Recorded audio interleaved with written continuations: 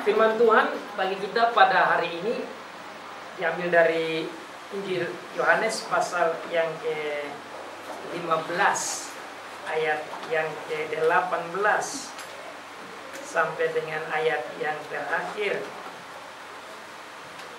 yaitu ayat yang ke-27.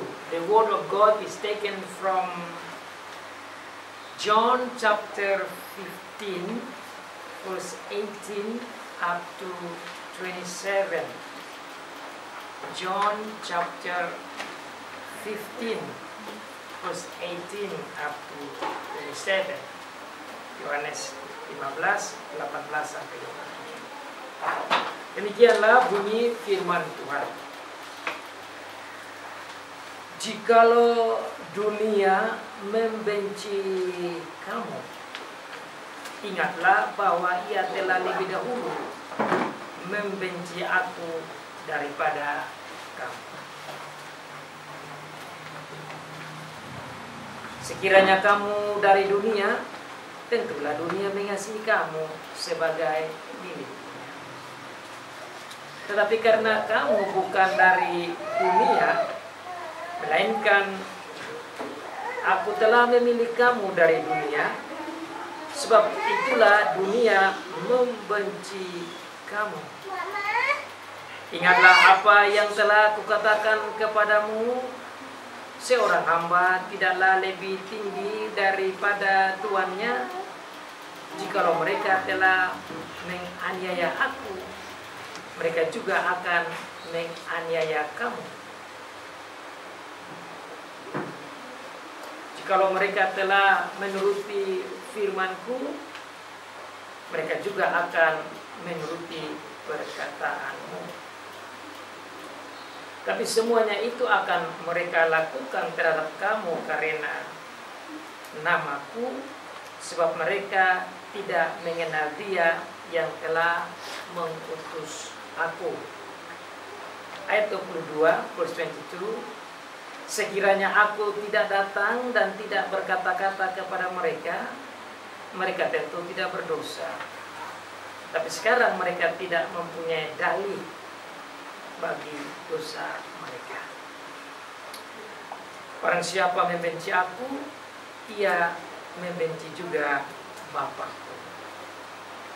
Sekiranya aku tidak melakukan pekerjaan di tengah-tengah mereka seperti yang tidak pernah dilakukan orang lain, mereka tentu tidak berdosa. Tapi sekarang walaupun mereka telah melihat semuanya itu, namun mereka membenci baik aku maupun Bapa. Tapi firman yang ada tertulis dalam kitab Taurat mereka harus digenapi. Mereka membenci aku tanpa alasan. Verse 26, ayat 26. Jikalau penghibur yang akan kuutus dari Bapa datang, yaitu roh kebenaran yang keluar dari Bapa, ia akan bersaksi tentang aku. Tapi kamu juga harus bersaksi, karena kamu dari semula bersama-sama dengan aku. Demikianlah jawab pembacaan firman Tuhan. Diberkati bagi setiap anak Tuhan yang membaca, yang mendengar, dan melakukan firman Tuhan. So far the reading of the Word of God. Blessed is he who reads and those who listen and obey the Word of God. Akulah yang memilih kamu untuk menjadi murid-muridku. Kamu akan dibenci. Poin pertama, kamu harus bersaksi. Poin kedua, it is me who choose you from this world to be my disciples. That is the theme of the sermon. Point number 1, you will be hated by the world. Point 2, you must bear witness to the world. Saudara, kita sudah sampai di kitab Yohanes pasal 15 bagian yang terakhir. Pada beberapa minggu sebelumnya kita dalami dari kitab Yohanes ini bahwa ini adalah minggu terakhir bagi Tuhan Yesus sebelum dia ditangkap, diyakini, dan kemudian disalibkan, dan itu dia mati, dan setelah itu dia naik ke surga, bangkit dan naik ke surga. Tapi sebelum dia ditangkap dan dia meninggalkan murid-muridnya, dia mengambil minggu spesial, minggu khusus untuk dia siapkan murid-muridnya itu, karena mereka lah yang akan memberitakan firman Tuhan, yang akan menyampaikan pengajaran kabar baik bagi dunia. Jesus before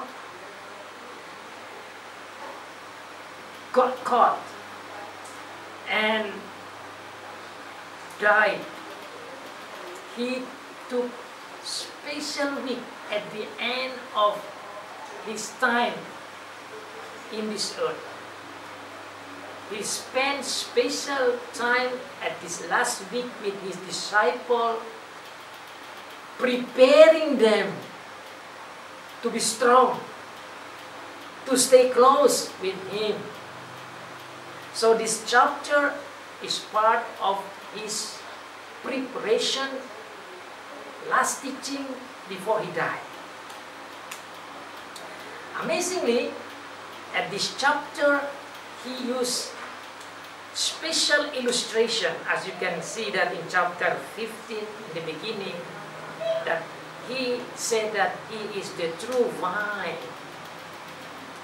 And his disciples, also us, are called his branches that have to stay close with him. So he wants them to stay close with him. He wants them to be with him. He wants them to love him. He wants them to follow him. He wants them to obey him. Jadi, saudara di dalam memberikan ilustrasi dalam pasal 15 ini, sebelum kita gali ayat yang ke-18 sampai ayat yang ke-27, konteksnya demikian, bahwa Tuhan Yesus mau supaya murid-muridnya itu dekat dengan dia, percaya dia, ikut dia, taat dia, ingat dia di dalam kehidupan mereka, meskipun sebentar dia akan mati. Even though after this they will see that he's going to die, but he wanted them to stay close to him. And that's why you see in the beginning of the chapter, he gave that illustration about how they should stay strong, close to him. But also he said, you must love one another as he loved them. Jadi dia mau menunjukkan betapa dalamnya cinta kasih dari dia kepada mereka. Saudara bisa baca dalam pasal-pasal sebelumnya, dia bilang, I love you until the end. Amazing, isn't it? He's going to die, but he said, I love you. So you must love me. Dia sudah mau mati sebentar ini, tapi dia kasih tahu kepada mereka, saya mengasihi engkau sampai akhir. Kenapa? Karena dia tidak mau agar murid-muridnya sebentar tatkala dia ditangkap, mereka lari. Dan saudara masih ingat, Petrus saja yang dianggap ketua kelas yang selalu berani di depan, takut, bahkan menyangkal. Tuhan sudah tahu itu. Jesus already knew that their faith will be shaken. And as you see, even Peter himself, as you can say, is as the head of the disciples, even denied Jesus. He even say, I do not know that guy. Bayangkan, Petrus sendiri menyangkal Tuhan Yesus Kristus tatkala Tuhan ditangkap itu. Dan Tuhan sudah tahu, makanya pasal 15 ini Tuhan Yesus mau sampaikan kepada mereka betapa mereka perlu sadar, perlu paham betapa dalamnya cintanya bagi mereka. They must know how much love of Jesus for them. That's what you see in this chapter. So he said, you know, you are my friend. And as a good friend, I'm willing to die for you. Engkau adalah sahabatku. Dan sebagai sahabat yang baik, saya siap mati. Dan saya lihat tidak semua orang yang berani mati bagi sahabat. Tuhan Yesus. Jadi, di awal dari chapter ini menolong kita untuk memahami pasal dari 15 ayat 18 sebentar. Selain dia menunjukkan dia punya cinta kasih yang dalam, dan dia melayani mereka, tapi dia juga mengatakan kepada mereka, karena saya sayang kamu, saya memilih kamu. It is me, I am the one who chose you. You don't choose me, I choose you. Ini juga menggarisbawahi Tuhan punya kasih sayang. That's underline the deep love of Jesus. Same thing with us. We don't choose God. He choose us first, and He give us the faith, and then we can love Him. Jadi Tuhan yang lebih dahulu mengambil action, inisiatif untuk mengasihi kita, untuk memilih kita, baru Dia mau kita mengasihi Dia. Ini juga sangat penting. Makanya temanya itu saya sampaikan, temanya yaitu bahwa Tuhan Yesus yang memilih kita dari dunia ini. Tuhan Yesus yang memilih murid-murid itu dari dunia itu untuk menjadi murid-murid. Saudara dan saya ini menjadi pengikutnya karena Dia memilih kita. You and me become His disciples because He choose you. That is the action of love. Itu adalah tindakan cinta kasih Tuhan. Nah, karena Dialah yang memilih kita, Dia mau supaya kita itu menjadi satu dengan Dia.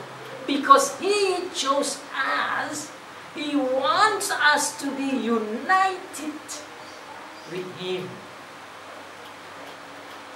Dia mau supaya kita bersatu dengan Dia. Dia mau supaya kita mengenal Dia dengan baik. Dia mau supaya kita mengetahui hatinya.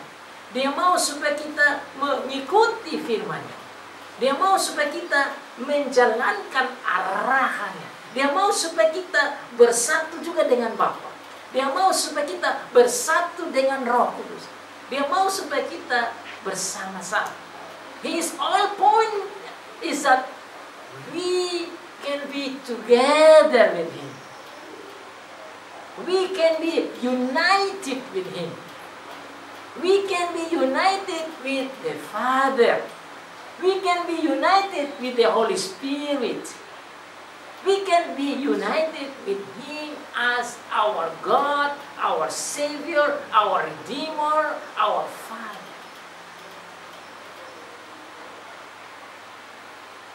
Setelah kita semua mengerti itu, setelah murid-murid mengerti itu, baru dia jelaskan lebih dalam lagi di ayat 18. After you understand this point of Jesus as the foundation of His teaching, then He continue by saying that, you know what? The world will hate you as they have hated me. Jadi dia bilang, setelah sudah tahu bahwa Dia begitu mengasihi kita dan kita harus mengasihi Dia. Kalau kita sudah tahu betapa pentingnya kesatuan dalam cinta kasih ini, Dia kasih tahu rahasia yang lain dalam ayat 18 ini. Dia bilang apa? Dunia akan membenci kamu. Dan kita harus catat ini. Karena ini adalah arahan, nasihat, ajaran dari Tuhan Yesus supaya kita tahu bahwa ada perbedaan golongan, ada perbedaan kelompok antara orang-orang Tuhan, anak-anak Tuhan, dan anak-anak dunia. The verse 18, Jesus explains that after you understand our unification, that you and me are one, just like vine and branches, then you must know that there are some people that out of us. Different people, that's people from the world. Ayat 18 menunjukkan bahwa ada orang dari dunia yang lain yang tidak bersama dengan kita. Mereka tidak ada di dalam kita. Mereka ini akan membenci kamu. These people will hate you. Jikalau dunia membenci kamu, ingatlah bahwa ia telah lebih dahulu membenci aku daripada kamu. Verse 18. If the world hate you, remember, they already first hated me before hate you. Look at in verse 18. If you come from the world will love you. But no, you're not from the world. Jadi kita bukan dari dunia. Tetapi orang-orang dunia itu akan membenci kamu karena dia lebih dahulu membenci aku. Makanya Tuhan Yesus sebelum mengajar kepada murid-murid tentang ayat 18 tentang bagaimana dunia membenci dia dan pengikut-pengikutnya, kita harus tahu dalamnya cinta kasih Tuhan dan harus tahu unifikasi kesatuan kita dengan Tuhan Yesus. Dan ini sangat baik untuk saudara dan saya tahu. Kalau seandainya di dalam dunia kehidupan kita terus ada orang yang membenci kita karena iman kita, well already written here. If anybody from this world hated you and me, then you understand. Jesus already mentioned, because of the faith, because of different belief, people hate us. Karena iman kita itu.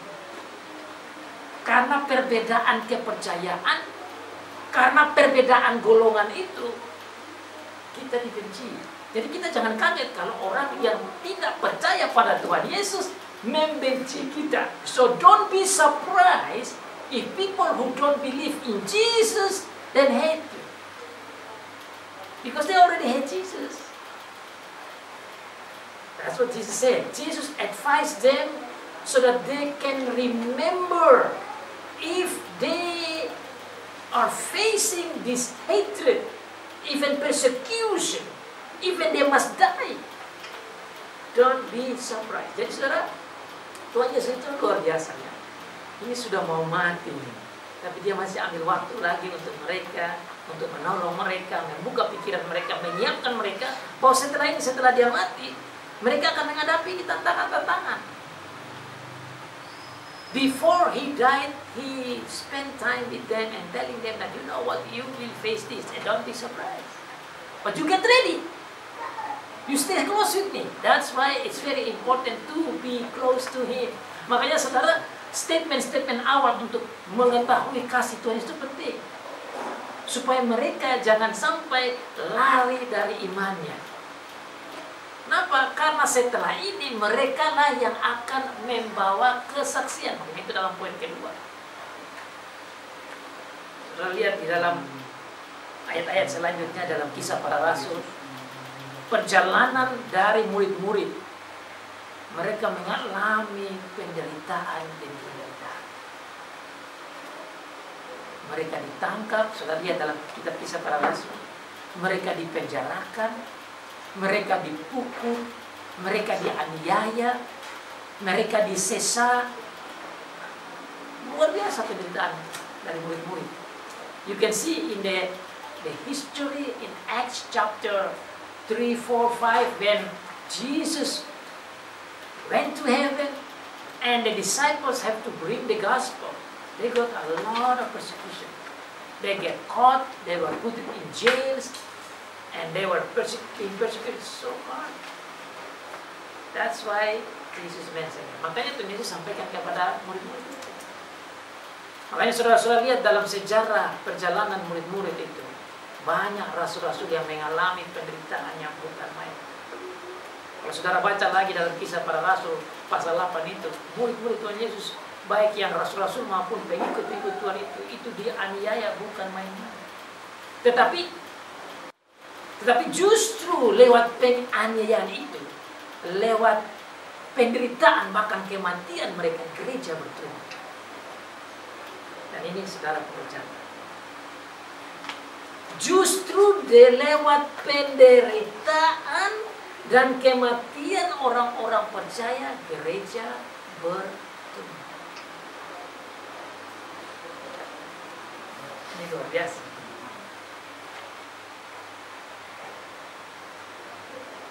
Through the suffering and even death of the believers, the church grown.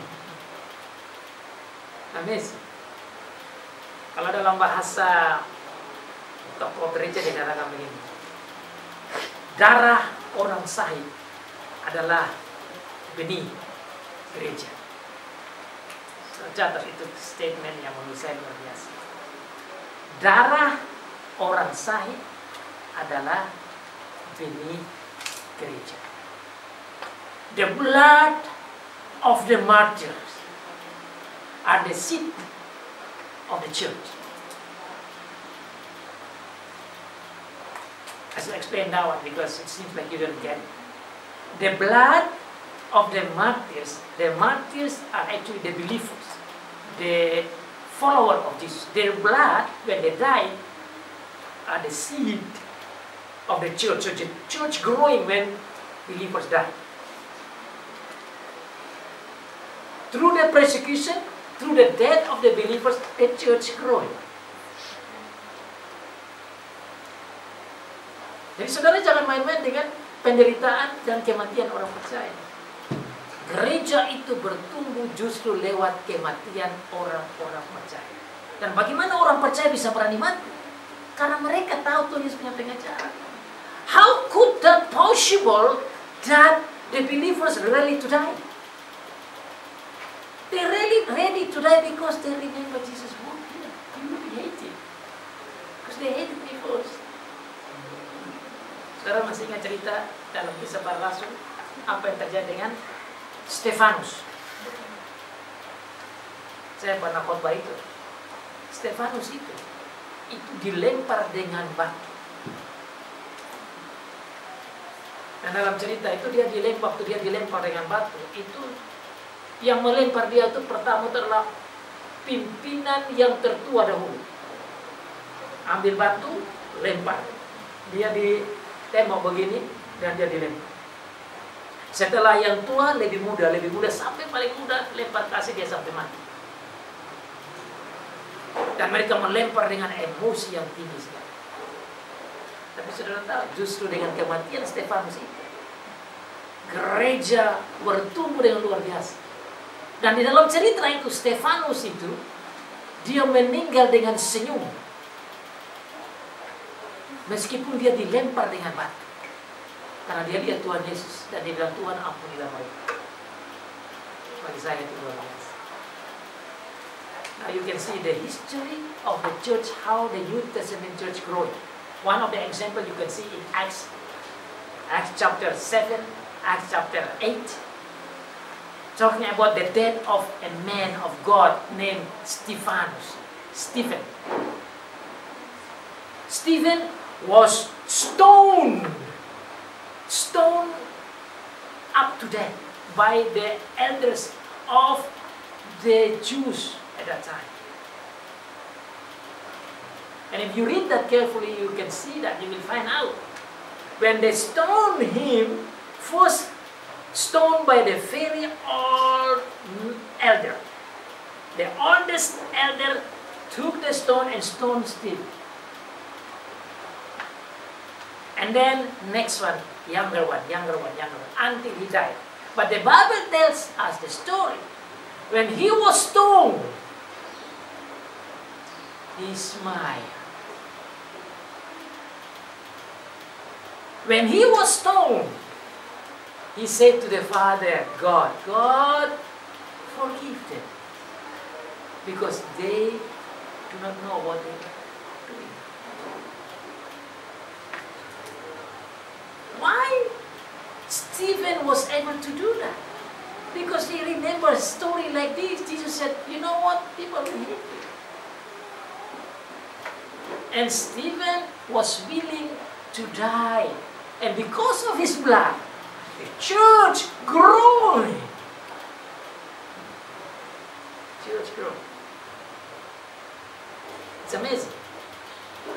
So then, brothers and sisters, we can learn from the text here that you and me too must be ready.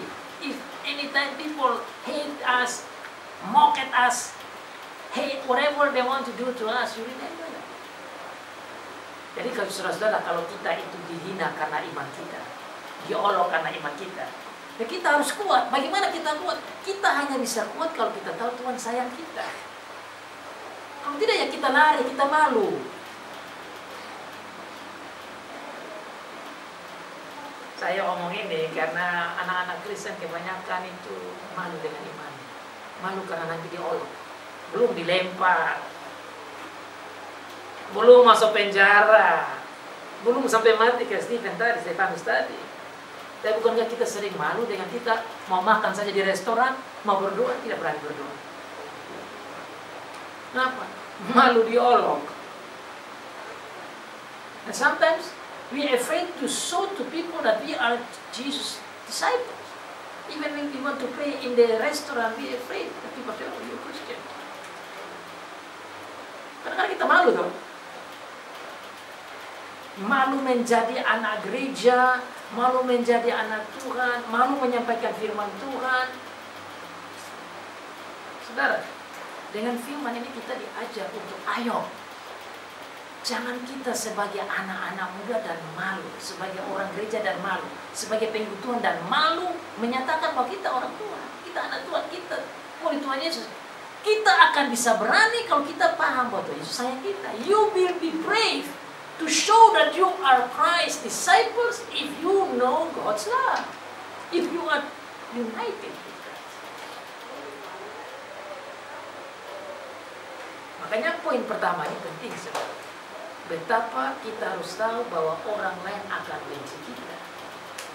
Orang yang tidak percaya itu akan benci kita. Saudara-saudara, ini kan banyak mahasiswa, banyak murid-murid. Ayo, siapa yang berani nyatakan ini di dalam sekolahnya, di universitasnya, di rumahnya, di sesamanya? Siapa yang berani?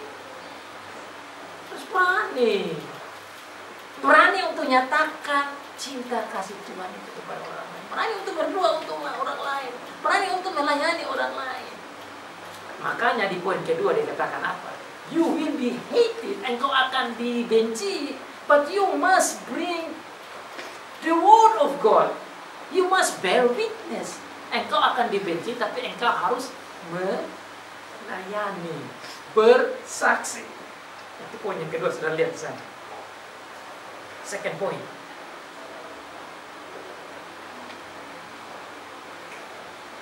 You must brave to bring the gospel.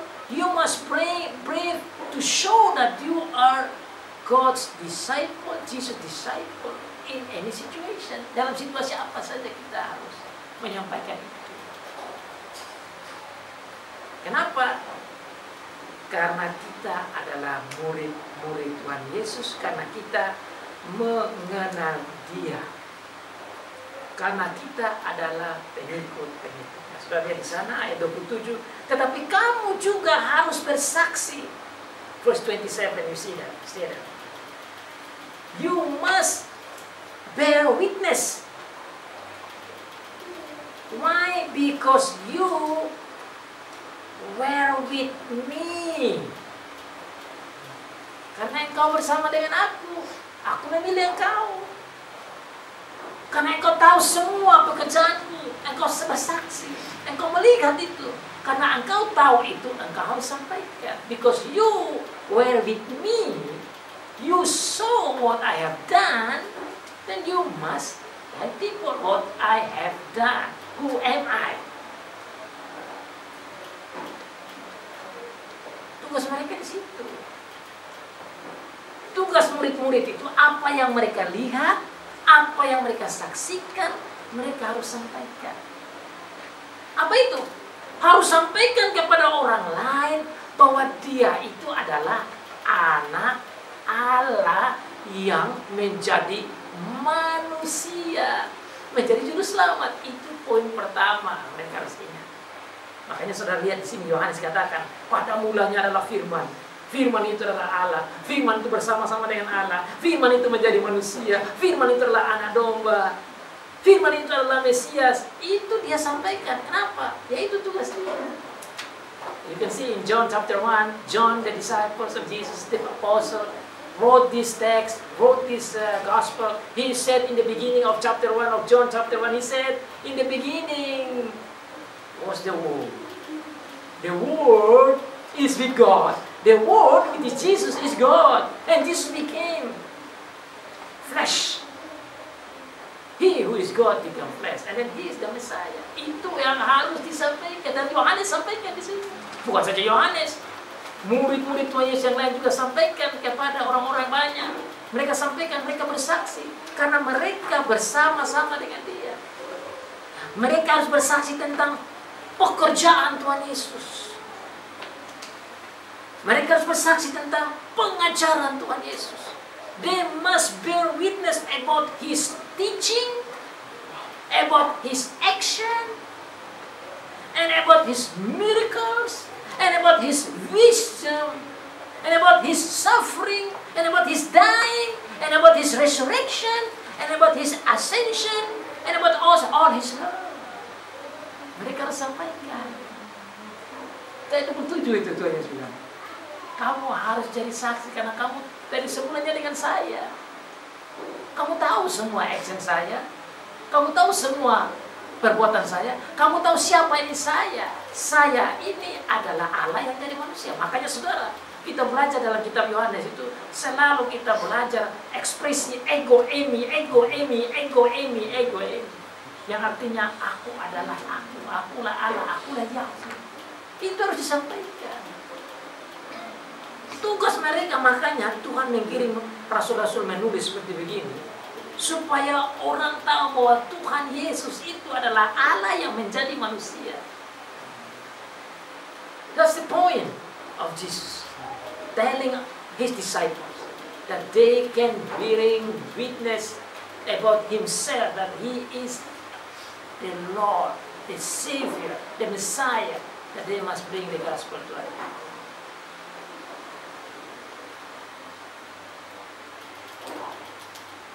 Tapi kan bukan hanya untuk murid-muridnya saja di situ.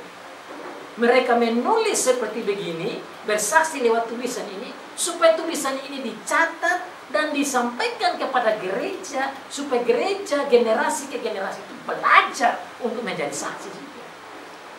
Why this gospel was written? As the proof of their witness, so that the generation after generation might learn, might understand, so that they can also become witness. You and me. Kita ini, makanya kita jangan sampai lebih banyak sibuk dengan hal-hal yang lain. Kalau kita sibuk dengan hal-hal yang lain, bagaimana kita bisa memberitakan firman? If you were busy with something else without learning from the scripture like this, then you cannot bear witness. Because you know nothing about Jesus. You know nothing about the Father. You know nothing about the Holy Spirit. You know nothing about His action and teaching and wisdom and love. You must learn. That's the point of coming like today. Inilah tujuan kita belajar seperti hari Minggu begini. Supaya kita bisa membawa berita kepada orang yang lain. Agar orang juga boleh kenal Tuhan Yesus. Nah, di dalam memberitakan ini, ayat yang sebelumnya itu luar biasa. Tuhan katakan ke dalam ayat 26 bahwa sebenarnya kamu juga bahwa ini kamu tidak sendiri. Kenapa? Karena saya akan memberikan Roh Kudus, meminta kepada Bapa dan dalam namaku Roh Kudus akan dicurahkan. That is amazing news. Jadi tidak sendiri. You see verse 26 as a good news as well. That you are not bringing the gospel by yourself. The Holy Spirit will help you. The Holy Spirit is going to be sent in my name. Look at verse 26. Jikalau penghibur, if the Comforter, which is the Holy Spirit, the one that I will send from the Father, that is the Spirit of truth that comes out from the Father. He will give witness about me. You will give witness about me. He will give witness about me. That means you will say, but He will help you. Because He dwells in your heart. That's why you are the temple of the Holy Spirit.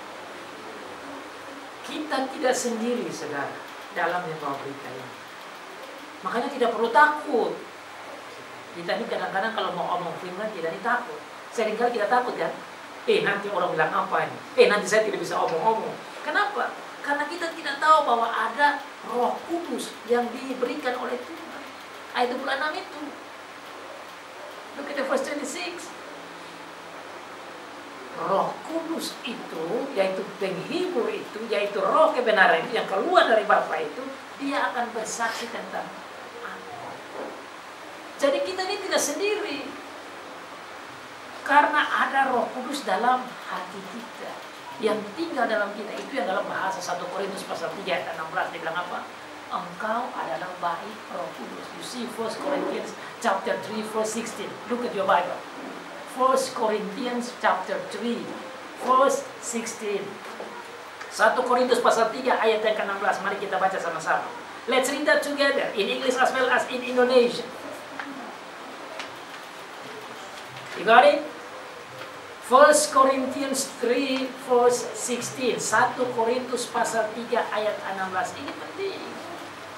You have to remember this. Otherwise we cannot bring the witness like what Jesus wants. Specifically when we face the world that hate us. Kalau dunia benci kita, apalagi kalau kita takut, ini hiburannya. Okay, you get it? Let's read together. 1, 2, 3. Tidak tahukah kamu bahwa kamu adalah bait Allah, dan bahwa Roh Allah diam di dalam kamu? Bahwa Roh Allah diam di dalam kamu. Don't you know that you are the temple of the Holy Spirit? Don't you know that the Holy Spirit is dwelling in you? Amazing, isn't it? Tidak tahukah kamu bahwa engkau adalah bait Roh Kudus? Let me explain to you that word because that's very important. When the Word of God says you are the temple, it's like a house. You are the house of Holy Spirit. That means Holy Spirit lives in you. Kalau dikatakan bait, itu adalah rumah. Berarti saudara saya itu adalah rumah tempat tinggalnya Roh Kudus. Nah kalau Roh Kudus ada tinggal dalam kita, pertama-tama itu luar biasa. Yang kedua, dia akan menolong kita untuk membawa saksi, untuk bersaksi. If the Holy Spirit is dwelling in you, then you must be happy. You must be happy and feel strong spiritually because you know alone He is living inside. So you can bear witness. Jadi kita bisa bawa berita itu. Nah ini yang saya namakan, kalau ikut bahasa Yohanes Calvin dia bilang apa? Roh Kudus itu adalah guru batin. In order to help you, you can remember this, that the Holy Spirit is your innermost teacher. You know the word innermost? The teacher from very, very inside of your conscience. That you maybe do not know about yourself, but the Holy Spirit understands. Because He is inside you. The innermost of you, that is where the Holy Spirit is. Roh Kudus itu ada dalam kita, lebih paham siapa kita dan kita sendiri. Nah, kalau saudara mau belajar tentang Roh Kudus, itu ada banyak hal. Dia adalah sumber segala sumber hikmat. Dia adalah sumber segala sumber talenta. Dia adalah sumber segala sumber karunia. The Holy Spirit is the source of all the wisdom and the gifts and all the great things that you have is coming from the Holy Spirit. Amazing, isn't it? There is no any present that can compare with this gift of God.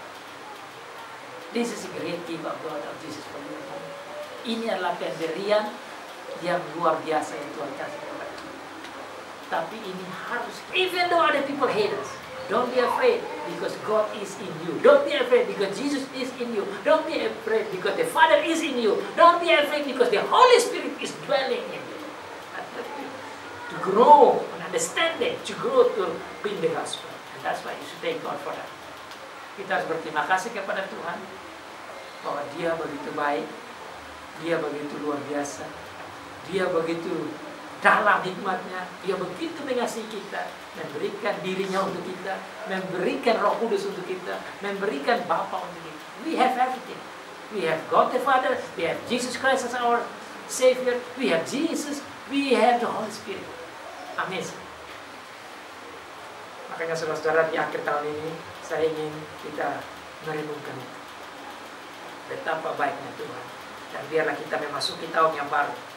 Kita masuk di dalam dan bersama Tuhan yang ada di dalam kita, yang mau menolong kita supaya kita masuk tahun baru dengan siap untuk bersaksi meskipun orang benci.